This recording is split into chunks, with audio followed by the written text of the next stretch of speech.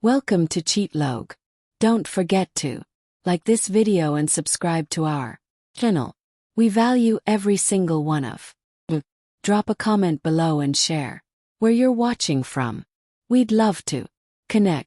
Now let's step into today's story. Life carries a cruel sense of irony.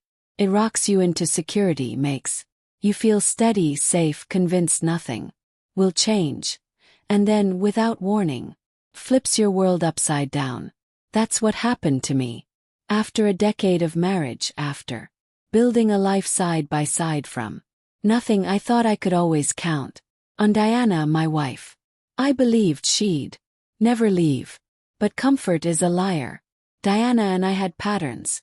Sunday mornings stacked with pancakes, quiet Friday dinners at our favorite Italian corner spot, and Saturday movie nights. Always romantic comedies she picked, and I pretended to complain about. It wasn't lavish, but it was ours. Or so I thought. Then came the remarks. First light, almost hidden. A jab about how I didn't look like before. Nudges to hit the gym. Criticism about my eating. I brushed it.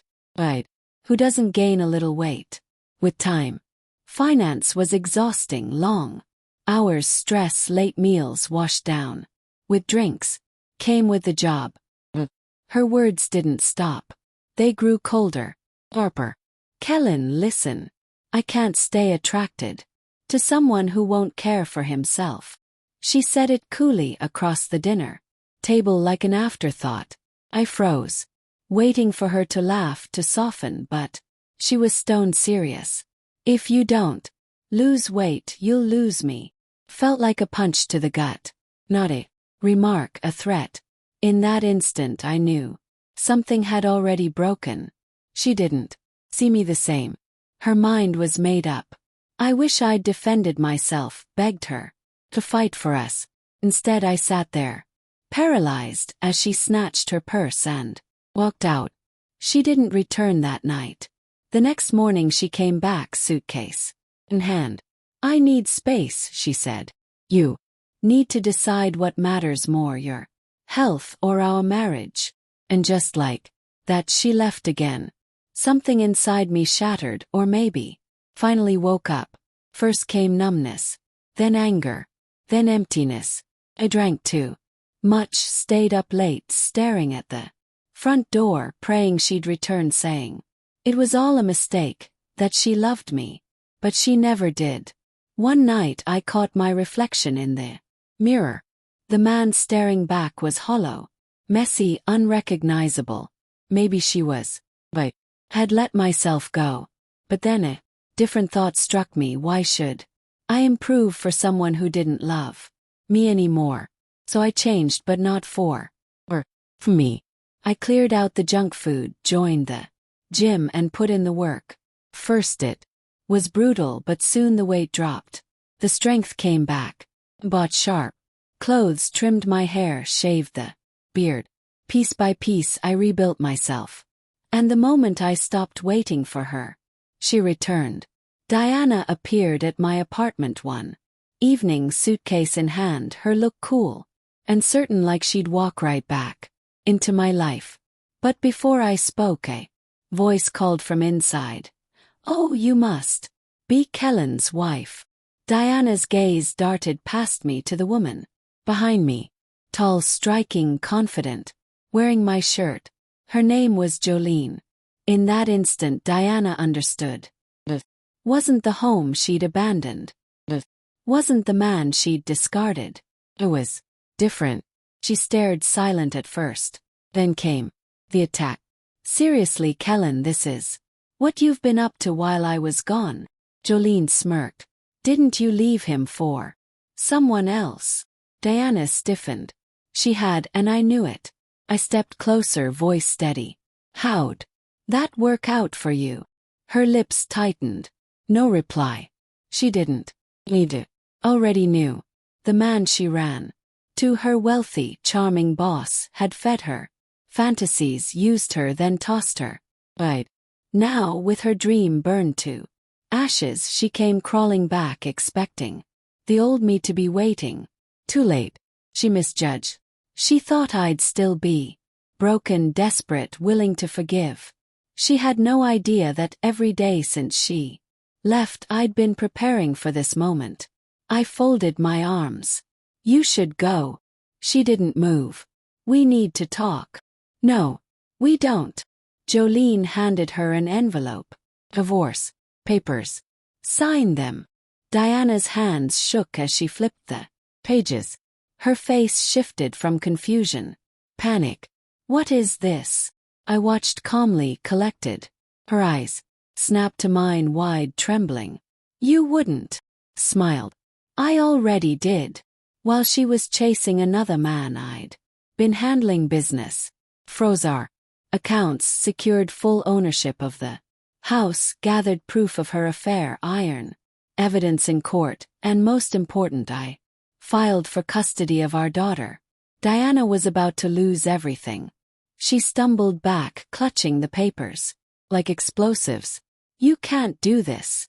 I stepped forward, voice low. I already have. She gawked at me like I was a stranger. 'Cause I was. The broken man she left was gone. This one was stronger, wiser. Done with her. You thought I was weak, I said. That you could walk away and I'd still be waiting. But look at you, no man, no money, no home. Her voice cracked. Kellen, please, let's talk. I tilted my head, watching her like I would any stranger. Talk. You didn't want to talk before. Why now? She reached for me, desperate. I made a mistake. Jolene scoffed. Biggest understatement of the year. Diana shot her a glare, then turned back. Me. We had something, she pleaded. A life. A daughter. There it was. She played the one card she thought could work, our child. But I wasn't that man anymore. Our daughter, I repeated, my voice cold. The one you walked out on. The one you barely called since you left. Her face crumbled completely. And in that instant she saw what I'd known for months. She had already lost. Even though she stood right in front of me, she seemed distant, unreal. Diana flinched as if my words had landed like blows.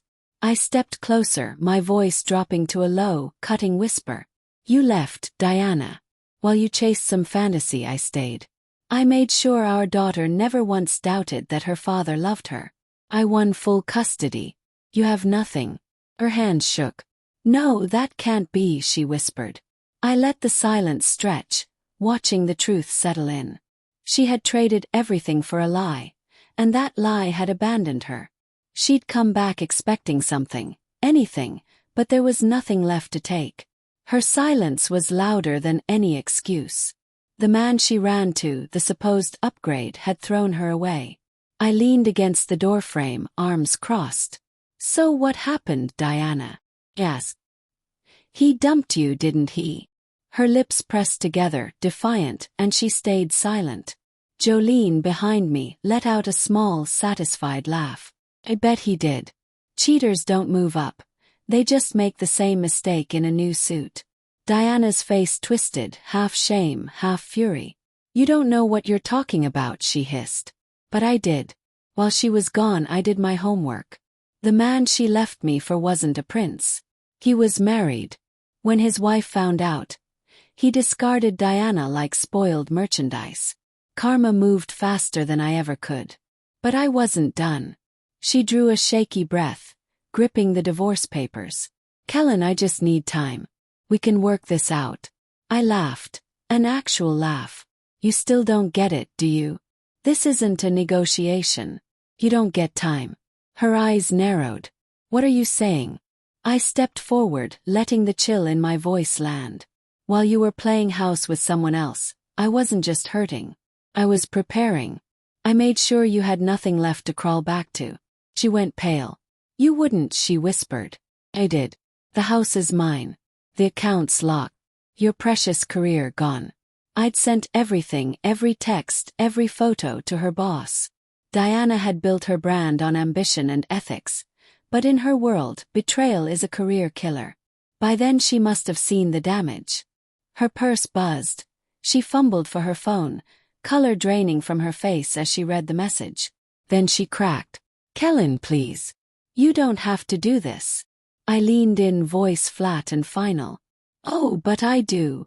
She glanced around, as if ready to run. "You're ruining my life," she whispered. Smiled. "No, Diana, you ruined it yourself." She opened her mouth to argue, but Jolene stepped forward with a pen. "Be smart." Her jaw clenched. For a moment I thought she might shred them, fight to the bitter end. But what was there to fight for? Her lover was gone, her job destroyed, the house and our daughter were mine. Hands trembling, she signed.